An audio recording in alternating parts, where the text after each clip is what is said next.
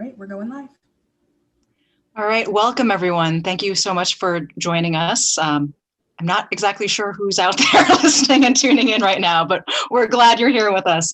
My name is Eun Lee. I'm the executive director of the Dream Unfinished. So I just wanted to first welcome you all. And, some of you are probably folks who are already familiar with the Dream Unfinished. Some of you may have come across us from the New York Times article that was published recently. Some of you might be on YouTube and just checking out what is live streaming right now. So I would just want to make sure that I'm giving full context for who we are and the work that is what we're about. So with the Dream Unfinished, we call ourselves an activist orchestra. Our mission is to use classical music as a platform to engage audiences in dialogues around social justice.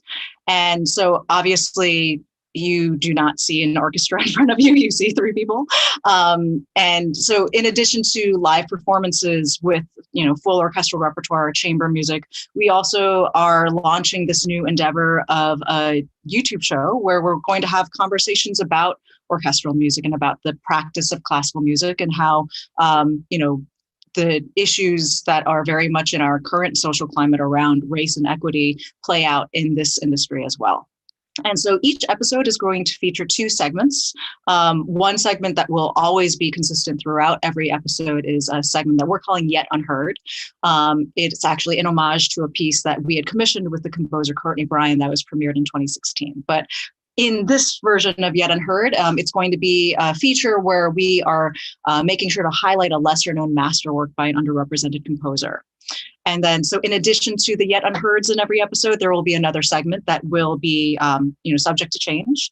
And that separate segment will generally be somehow tied in with the music that we are featuring and highlighting, and so that it offers further context. So I've introduced myself, and on today's conversation, I'm joined by Sarah Overton, who is the production manager for the Dream Unfinished, a fabulous cellist, and also the producer of the Missing Year project, which is another project that you should be checking out. And then also Melanie Zeck, who is an esteemed musicologist.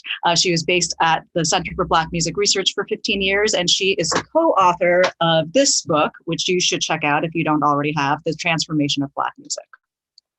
So before we dive in, I did just want to introduce three musical terms, because I'm not sure if there are folks in the audience that are sort of classical music aficionados or nerds or people that are newer to the art form. So the three terms are, number one, musicology. And Melanie, maybe you could even jump in here a little bit too. Differentiation between musicology, which, people, if they're thinking of their suffixes and prefixes, it's the study of music. But musicology differing from ethnomusicology in the sense that musicology generally falls on music that's in what we would call the classical art form. Would you say that's about right, Melanie? Sure. Both fields have really been expanding over the last few years, but from a historical perspective, and we are talking about a lot of history today, that's a pretty fair assessment. Yeah, and I think it's also important to just frame the fact that musicology is study of classical music. Ethnomusicology then is study of what has traditionally been called or sort of categorized as world music, which I think already in that sort of bifurcation and that framing points to, that classical music is music and then the rest of the world is ethnomusic. And that, obviously there's a lot of discourse around how those lines are blurring and how that framing at the outset is something that could be worth considering or reconsidering. So that's musicology. We're going to use that word a lot. String quartet. Sarah, as the cellist with your handy instrument behind you, do you want to explain not only string quartet, the genre, but then also string quartet, the ensemble? Yeah, so string quartets are a part of a genre of chamber music, which means unconducted music, so music led without a conductor. And a string quartet itself is usually composed, and I say usually because there are some, that differ as we go farther and farther along in music, but traditionally they're composed of two violinists, first violin, second violin, a violist, and a cellist, so 4 musicians in total. Perfect. And then the last term, so we have musicology, we have string quartet, and then we have pastoral. And pastoral is a genre of music that's often, somewhat bucolic in nature or actually inspired and sort of sounding like the sounds of nature. And I invite you both to just elaborate a little bit more on how you would define that term.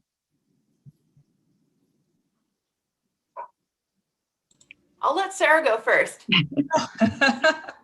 Yeah, I think, pastoral music, and like you said, is traditionally reflective of landscape and kind of a calming sort of scenic environment. So we see pastorals coming from Beethoven and his Sixth Symphony, so a lot of just really serene environment is what I have traditionally defined myself as thinking of a pastoral. So Melanie, do you have anything to add to that?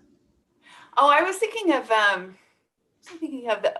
think I was thinking of Berlioz's Overture to Rob Roy, or maybe Symphonie Fantastique. There's the oboe and the English horn going back and forth, and it evokes like a shepherd.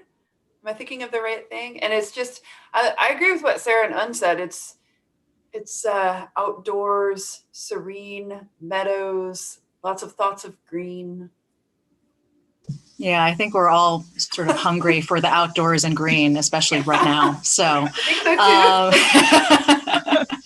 but now that we've gotten the terminology out of the way, so I just wanted to give a quick overview of what to expect in today's conversation. So we're going to begin with this story that I think has perhaps piqued a lot of folks' curiosity, interest, as far as how really the events of Dr. King's assassination directly led into quite an important impact on the field of Black musicology, specifically through the trajectory of musicologist Dominique Rene De Lerma, as well as the compositional output of David Baker, and how this event from the 1960s has implications for classical music practitioners today. And then to actually spend a good amount of time on the composer David Baker and his work Pastoral, and how that was really the sort of catalyst for a lot of the musicology that was able to come forward from it since. And so, just as an aside, I did want to actually kind of frame this. I've been doing a little bit of my own homework around Dr. David Baker, and there was a quote that he shared around Dr. King. So David Baker says that Dr. King said, facts in and of themselves have no meaning. Facts are only meaningful when they're connected to other facts. So I hope that in our conversation, we'll be connecting some of these facts so that people can see how this trajectory has really had a very long arc from that pivotal event to where we find ourselves today. So with that, I'm going to pass it to Sarah. She's actually going to be reading from this book by Dominique Rene De Lerma, Reflections on Afro-American Music, where he is sharing from his own words his experience of this catalytic event. So Sarah, please take it away. So Dr. De Lerma writes, "It was about 8:30 on the morning of April 5th, 1968, that I received a telephone call from our dean, Wilfred C. Bain of the Indiana University School of Music. The president of the university had announced a memorial service to be held on campus at noon to commemorate the death of Reverend Martin Luther King Jr., and Dean Bain had offered the resident Berkshire String Quartet to provide music for the ceremonies. As music librarian, I was charged with the provision of an elegiac work for string quartet written by a Black composer, which the ensemble could rehearse and perform within 3 hours. I paused for a moment. Dean sensed my quandary. Who were the Black composers? Long alert to the essence of Black culture, he had continued the evolution of the jazz program at North Texas State University while he served as dean. It was already developing in 1938 and became a curricular activity under Dean Walter H. Hodgson in 1947 when Dean Bain moved to Indiana. It was Dean Bain who hired Richard Johnson in 1949, Indiana University's first Black professor, and it was he who immediately mentioned the names of several Black composers for my catalog check: Edmund Dede, Clarence Cameron White, William Grant Still, Ulysses Kay, Harry Burleigh, Howard Swanson, and others. Even though some of these names were known to me, and even though I had thought of a few others within the next hour, I had no concept of what the music of those figures was like, excepting a few works of Still, Kay, and Swanson. I promised him I would do my best and ran off to the card catalog of the nation's 5th largest music library to see what was the state of our holdings in this area. The The concept of integration, which existed up to Dr. King's death in many communities, centered around the willingness to ignore color and, with it, culture. It was fashionable to regard all men as brothers and as equals. Such a noble philosophy carried with it the quote-unquote liberal implication that Anglo-American society could accept those of other heritages as long as the behavior would be white. This is why Black composers were generally identified as Black only by photograph, reputation, or citation in some of the basic research which had been conducted by scholars such as John Duncan, W.C. Handy, James Trotter, or Maud Cuny Hare. Despite the Moorish blood in my purple veins, despite the pride I had in my own cultural Black background, despite my residence for a decade virtually next door to a sanctified church and the extraordinary fragrance of Saturday night's barbecue in my neighbor's yard, despite my own experiences in public school with racism, despite my close association with numerous Afro-American musicians, I had a long way to go before I could understand how my own education had directed my every thought to the exclusive support of European quote-unquote masterworks. There were some exceptions in my education, however. Just now, it seems that the strongest of these came from the late Paul Nettle, who had been chairman of my graduate committee during my doctoral musicology days at Indiana University. Dr. Nettle was a Czech Jew who escaped from the Nazis at the last moment. Possibly, that experience played a major role in his own development, but he told his students that he did not teach micrology, that he was interested in music as an end in itself, but also in the extent to which it related to society. His lectures and tests always guided us gently to think of music in these terms, but I am now only beginning to understand the extent to which his teaching opened philosophical doors that might have remained shut had I not had the experience of his guidance. And those doors lead out of the ivory tower to the people. This is the path his own son has taken, Bruno Nettle, one of the most distinguished ethnomusicologists of our time. I had not assimilated all of this when, in 1968, I began my search for a string quartet. It came as a shock to my acquisitional self-righteousness, however, when I discovered how very few works by Black composers we had in our library. There was not one composition which would have been suitable. Only then did it dawn on us that in David Baker, we had a Black composer on our own faculty. How could we have overlooked Dave? Simply because society had encouraged us not to notice the color of one's skin, plus the fact that one not often expects to find a solution so close at hand. The university auditorium was filled at noon. Probably every Black student and professor on the campus attended service, and white representation was not minimal. It was a decade of murders. The assassination of John Kennedy was still fresh in our minds. We did not anticipate the events of Jackson State nor of Kent State. Dr. King had begun to make popular many of the ideas of W.E.B. Du Bois, particularly as they applied to the Vietnamese War. He had led us gently to a moral consciousness which truly subversive elements had hidden and euphemized. He had survived attacks from his own people and from white bigoted nationalists, but he became only more devoted to humanity and more resolved to implement his dream. The power of his eloquent lyricism had just ended hours before, and he became the patron saint of the garbage collectors. From the trash cans to the halls of one of the nation's most distinguished universities is a long distance, but this is the fault of the academic institutions. The gap was partially bridged that day, and Blacks and whites shared a profound grief, but only the Blacks really know why the caged bird sings. A series of brief talks by the most articulate Black students and faculty of the campus summarized and extended Dr. King's ideas, and only one speaker militantly laid out plans for the future. The quartet played David Baker's Pastoral, but already in Dave's mind were plans for that evening's initial work of what became a masterwork, Black America. I felt the time had come for me to restructure the hostilities of my own minority memberships in a creative manner, to leave the ivory halls if necessary. I did not fully understand just then that my part could be played using my professional skills if I accepted the implicit challenges coming from Dr. King, Dean Bain, Dave Baker, Paul Nettle, T.J. Anderson, and the prejudices of former classmates.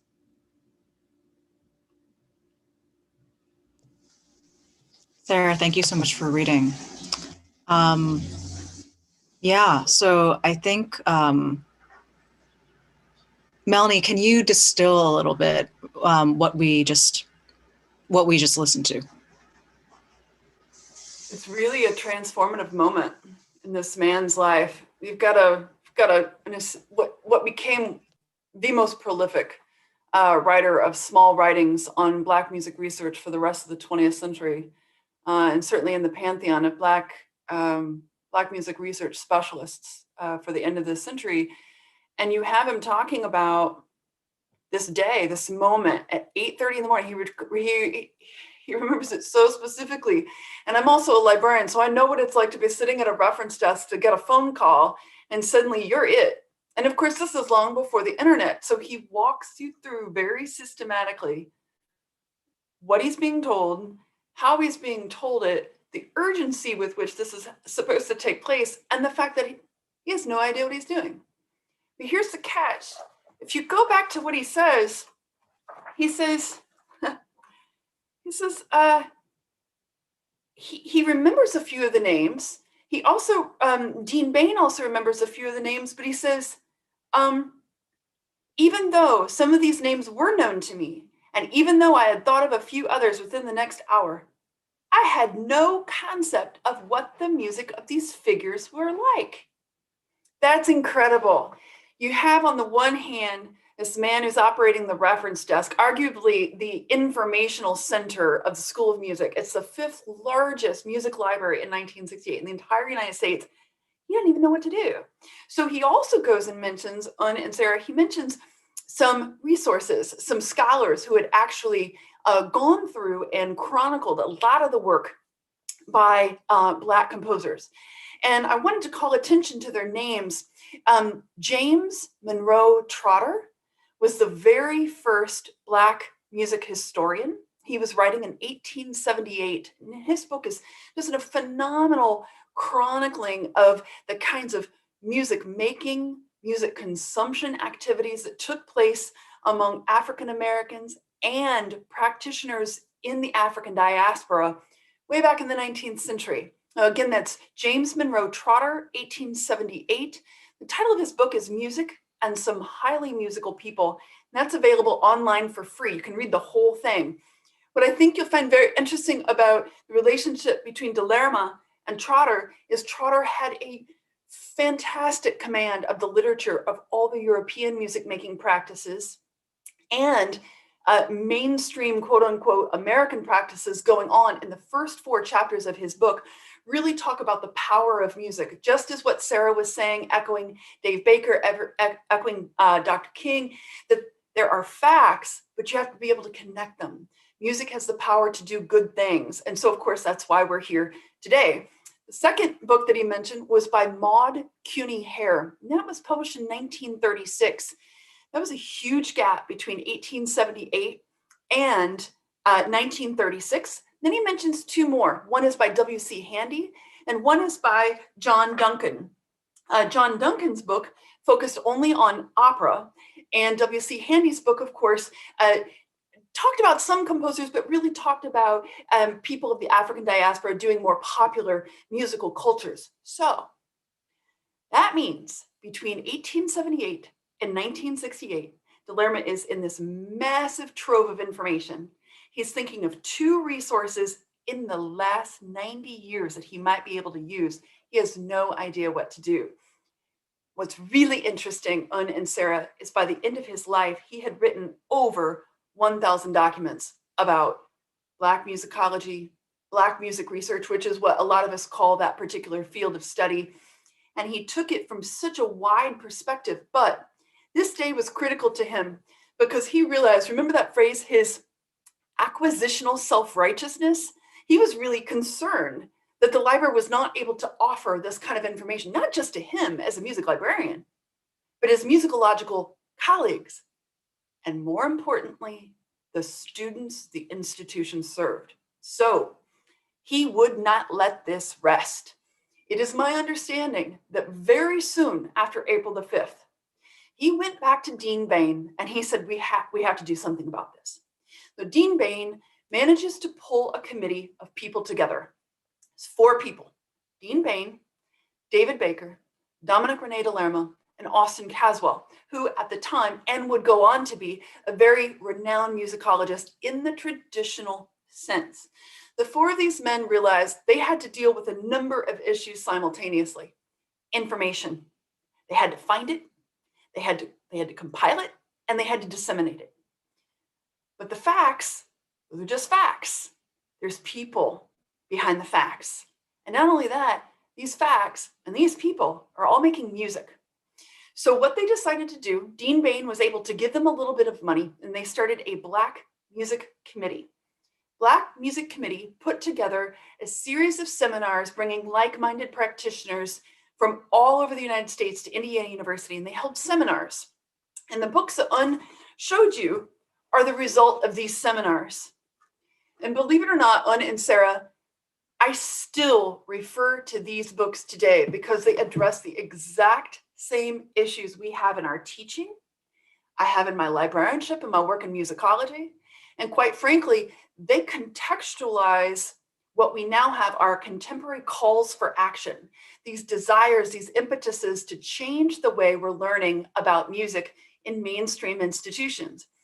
De Lerma and his colleagues were able to articulate precisely why the music hadn't been included in mainstream discourse.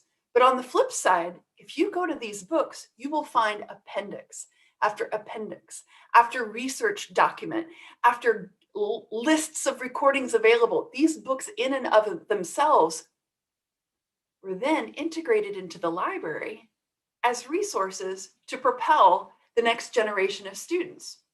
So over time, they had the Black Music Committee. They then started the Black Music Center, which was designed to be the nexus for all musicians, music lovers, anybody who wanted to learn more. This is where you could get your information.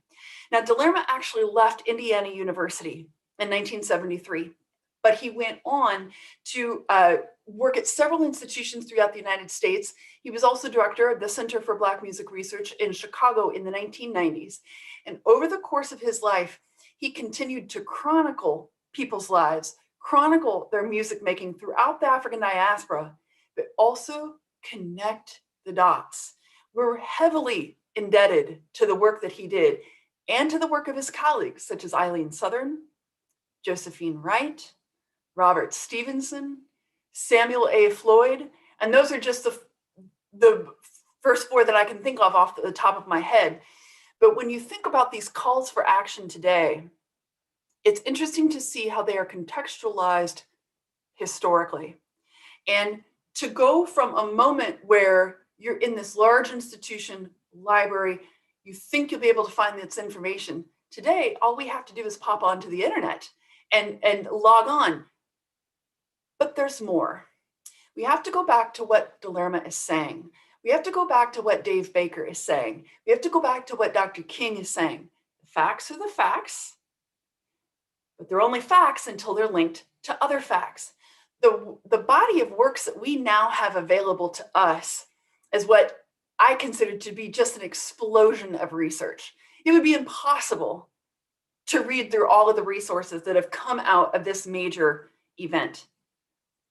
But that's a good thing, because that also gives us the opportunity to have conversations with each other about some of the ideas that we're thinking about and infuse each other's knowledge with something that we know from our own reading. And I think maybe Sarah and Un could take it from there, but I feel like when you think about bringing your own energy and your own work, remember that there are librarians, musicologists, programmers, and all sorts of people who are interested in advancing the knowledge and the chronicling and the connection of the facts of this particular vein of music history, not just within the United States, but within the African diaspora as a whole. Yeah, Melanie, I mean, it's really so fascinating how much came out of this, just one person's dedication to this research and the collaborations that he built. And I know he goes on a little bit later within this preface to talk about the Black Music Center and, building something for future researchers to come in or composers to come in and rethink, think through Black music and make some recordings and things like that. So it's really amazing. But I want to ask this question, because it is Black History Month and we're talking a lot about Black composers and Black compositions. And Dominique Rene De Lerma was a white musicologist. So I'm curious just in the context of shaping this program, why feature a white musicologist? within this talk that we're having. Yeah, Sarah, thank you for that. And I mean, I will profess that there was a little bit of hand wringing, honestly, in terms of particularly in the climate that we're in. But I think Melanie did a really wonderful job as far as explaining the legacy that and the just sheer output and the volume of output that De Lerma left with us. So I think, you know, when you and I were talking about this earlier, Sarah, at one point you had said his name's probably going to come up again in our show. So people should know to whom it is that we're referring.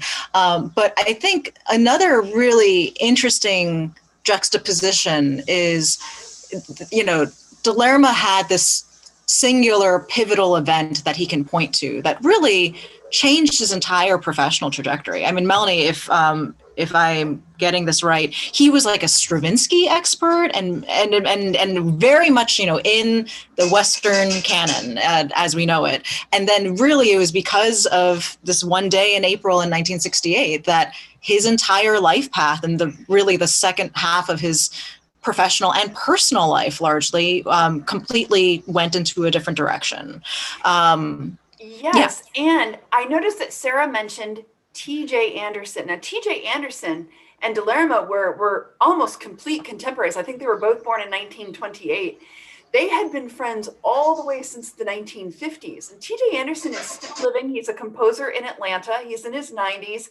And he really helped De Lerma to transition from this Stravinsky, this kind of Ives musicology, and take that energy, harness it, and again, use the professional skills of a librarian and musicologist to do what he did best on a set of musics that, as De Lerma indicated, between 1878 and the current day, had not yet been fully mined, M-I-N-E-D, for the kind of information we need to make the artistic and aesthetic choices as professionals today. Well, and then speaking of today, I mean, obviously there is much more interest now in music by underrepresented composers, particularly following the events of 2020. But so not only is there that part of the today, but I think the other important framing is really De Lerma is almost an archetype for a project like The Dream Unfinished. I mean, he had this pivotal date of April 1968, and we can point to a similar, specific point in time where really, for those who are not familiar, The Dream Unfinished was founded in response to the Black Lives Matter movement, and particularly with the passing of Eric Garner in New York.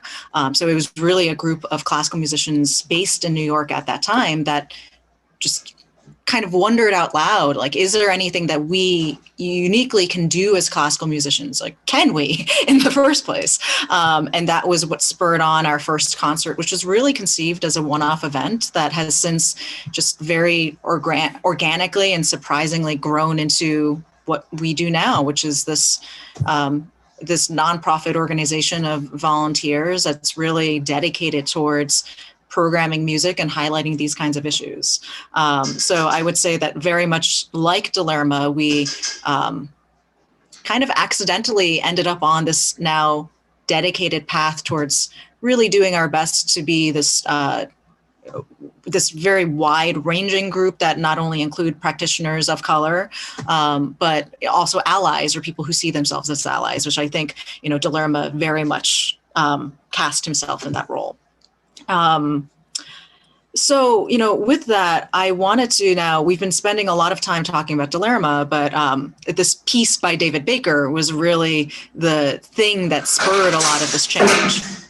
And I apologize for the background noise behind me. But I wanted to, before we dive into the music, I did want to share a little bit on David Baker, and I'm going to go ahead and do a quick screen share once I can get this window all set up. So bear with me. And we are so grateful for our kind Zoom audience. Here we go. All right. So we have, I think that this New York Times obituary actually does a pretty good job of covering the basic bases of a truly exceptional person. I mean, the more that I read about David Baker, the more that I just thought, like, this man was like a cat. He had like 9 lives. We can kind of go through this. He passed somewhat recently in 2016. And I think this is actually a really critical point to point out, that so clearly extremely celebrated, extremely distinguished professor and scholar. But this paragraph right here, his laurels are all the more noteworthy in that he had been forced to reinvent his musical career 3 times. First, when he was barred from making his way as a classical trombonist because of his race. Second, when as a jazz man, he had to forsake the trombone after a devastating jaw injury. And third, when he was driven from a teaching job because he was married to a white woman. So, just thinking about that kind of context. So to explain a little bit further as far as his biography. So he had originally been sort of training and on the track for being a classical musician. And he was also actually quite active as a teenager in the jazz scene in Indianapolis. I love this quote: "From the time I was able to draw a mustache on with an eyebrow pencil and pray it didn't rain, he haunted the city's thriving jazz clubs." So clearly he was, very much during that era where to learn an instrument and to learn a practice was to do it in the kind of apprenticeship model of just showing up and learning and soaking it in and learning by osmosis. And so, he was on this track to be this symphony musician, but according to this quote, at one point during an audition, "You're probably the best one we've heard, but we can't employ you because of your color." So that was, pivot number 1. And as he had already been in this practice as a jazz musician, he went on to have quite a thriving professional career. But this point is one of the more heartbreaking points of David Baker's story. So he was in an automobile accident. And I think, unfortunately, because of the kind of healthcare options that were available to people of color during that era, it wasn't properly treated. So the accident happened in 1953, but then sometime in the 1960s, as a result of that accident that had been incorrectly diagnosed and incorrectly treated, there was a chronic facial tremor. So because of that, he had to give up his career as a very successful trombonist. I think the year that he was given that sort of death knell pronouncement of his career as a trombonist was the same year that he was announced as a co-winner of Downbeat magazine's #1 new artist on the field or something. So just as he was rising, that's just as he was told that no, that was no longer going to be an option for him. But then what is so fascinating and amazing to me is he then decided he switched to cello. Which I think is also beautiful because it's from trombone to cellist. It's it's the same clef. Might as well. But apparently he became skilled enough to actually be a performer. And then he also realized that since performing was in many ways behind him, that he really wanted to focus on pedagogy and composition. And so most people, if you do a search on YouTube of David Baker, you'll have a lot more videos that are related to his practice as a jazz educator. He was really quite foundational in terms of what we all know to be jazz pedagogy. If any of you out there have ever practiced to this Jamie Aebersold books and tapes, Jamie Aebersold was a student of David Baker's. And, David Baker was really critical as far as how jazz music became codified. That's a word that appears quite a bit whenever people describe how he had an impact in terms of really being able to distill this oral music tradition into something that could be shared through textbooks, through courses, through, getting the recognition that it deserved in an academic setting like Indiana University. So not only was he this tremendous pedagogue and also just an advocate for jazz education and jazz practice, but then he also was an incredibly prolific composer, just this very rich output. We'll actually be sharing the links after this that you could see some of his catalog through Lauren Kaiser Music as his publisher. And just a very inventive composer, dabbled in all sorts of different genres, including string quartets like the one we're going to hear.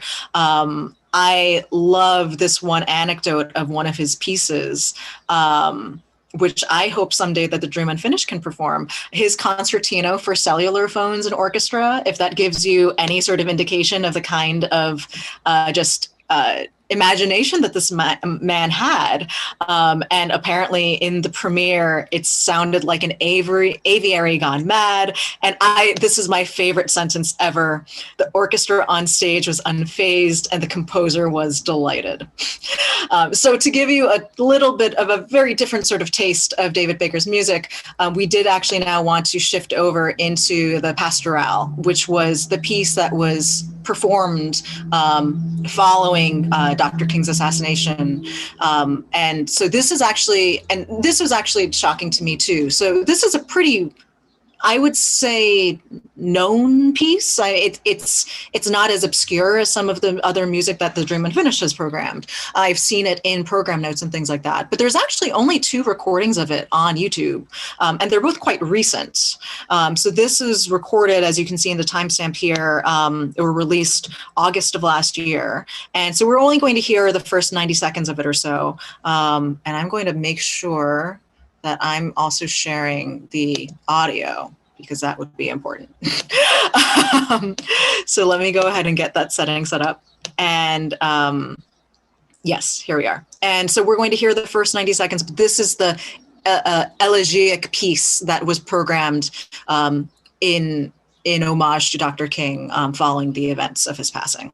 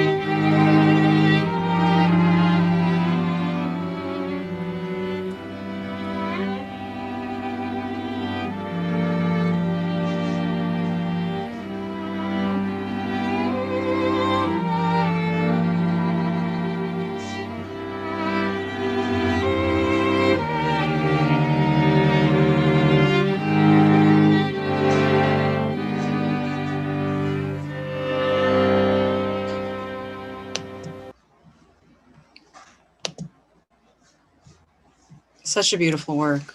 Sarah or Melanie, I'm curious if you have any reactions just to that little bit that we heard. It's so gorgeous. I mean, it's just so, the depth of it, you know, everything is so connected. It's so beautiful and so specific to string instruments. The ease that you can play that piece, with which you can play that piece.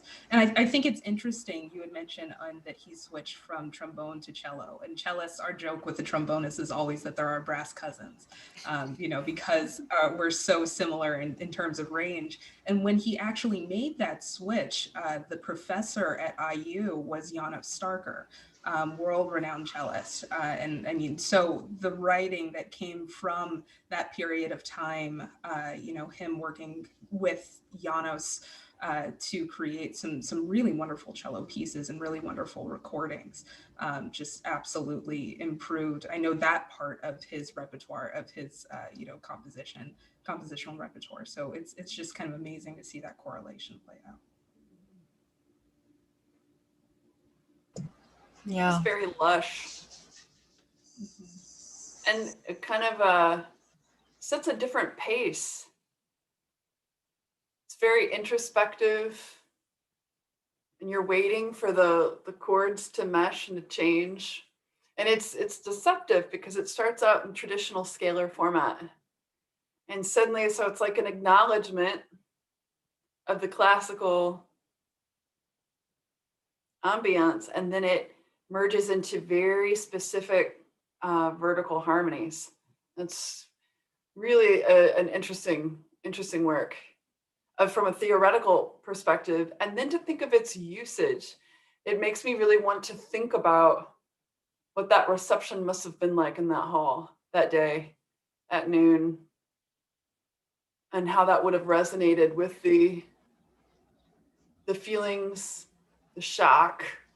I know in the part of the 1970 book that De Lerma wrote on Black music and our culture, he actually talks with several composers of African descent who then went on to write pieces, paying respects, paying tribute to Martin Luther King, and talking about what the composers were thinking at that time.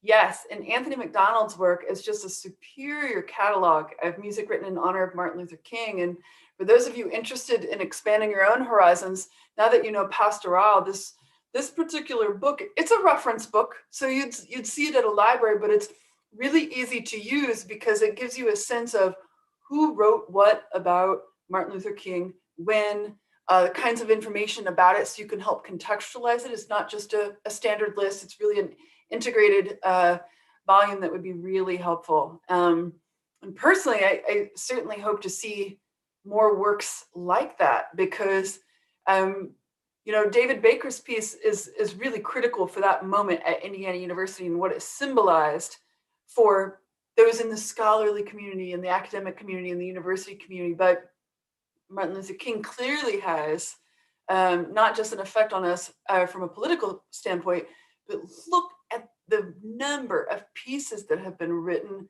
musically, sonically to celebrate his life. That's really something. And when you juxtapose that with things in historical musicology, I mean, who are the other people who have had that kind of tribute? Yeah. No, absolutely. And just bringing it back to Pastoral. So we definitely recommend that you go ahead and view the full clip from the Vickery Chamber Players. And we thank them for performing such a beautiful rendition of this and having it available for people to check out online.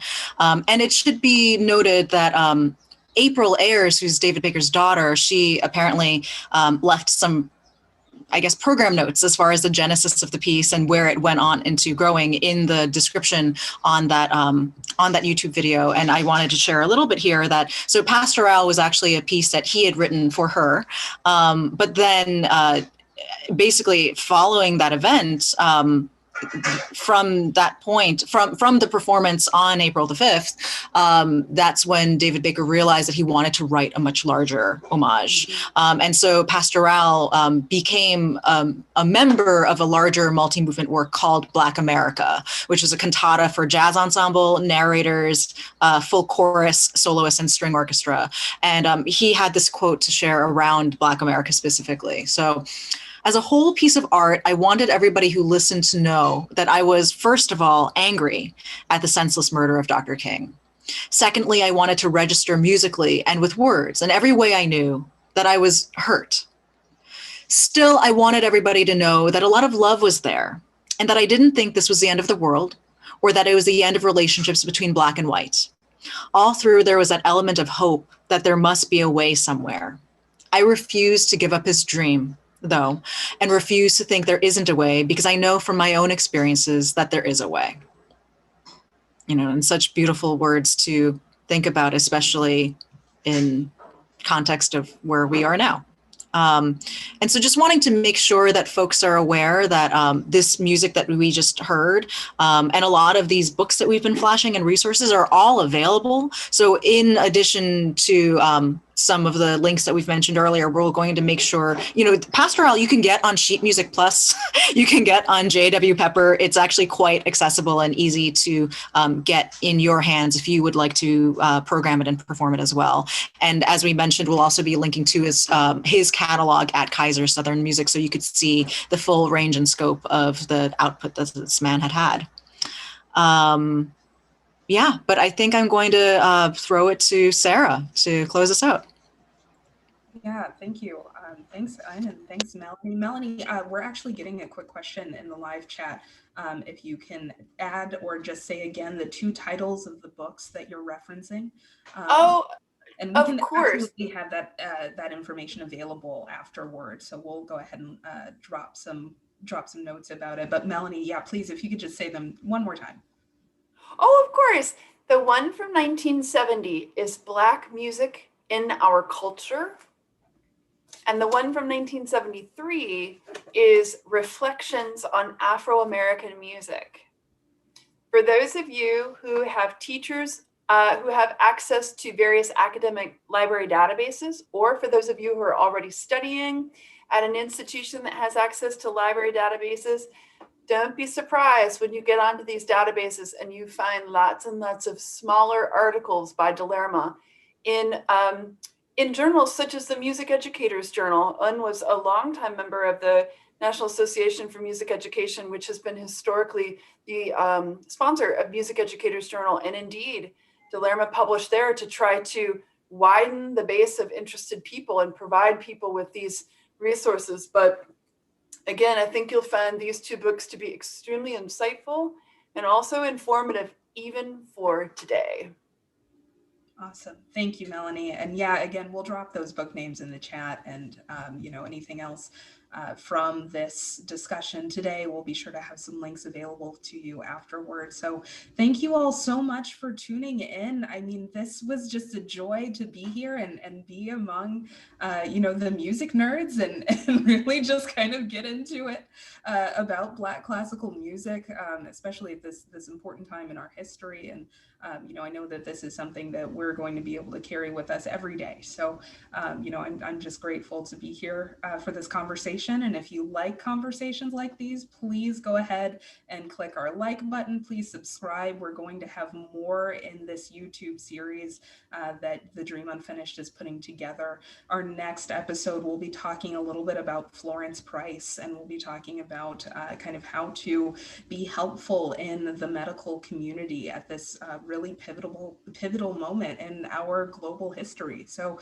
it's going to be a rich and wonderful conversation, just as it has been today. So thank you everyone again, and we will hope to see you next time.